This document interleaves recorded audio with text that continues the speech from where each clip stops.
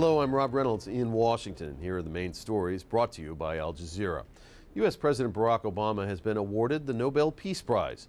On Friday, the Nobel Committee said Obama had won for his, quote, extraordinary efforts to strengthen international diplomacy and cooperation between peoples. The honor comes less than 9 months into Obama's presidency, and the announcement drew mixed reaction from around the world. Speaking to reporters at the White House, Obama said he was both humbled and surprised by the award. A surveillance plane attached to the United Nations peacekeeping mission in Haiti has crashed, killing all 11 people on board.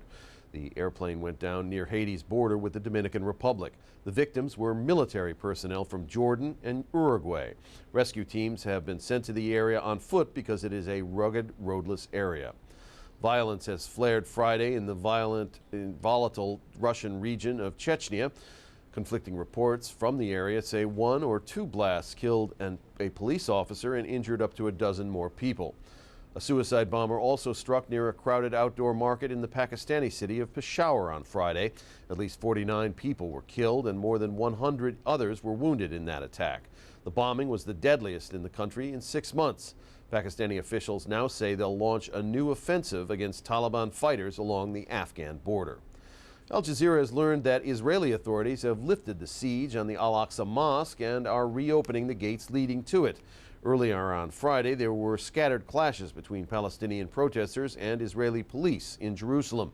The unrest began 2 weeks ago after right-wing Jewish settlers attempted to enter the holy site with the protection of Israeli police.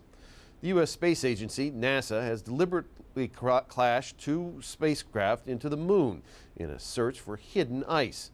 The impact failed to produce the enormous plume of water or dust as was expected by NASA, but the agency says a satellite sent back a good amount of data, and that's now being analyzed. The agency expects it will take several weeks of analysis to determine if there is, in fact, water on the moon.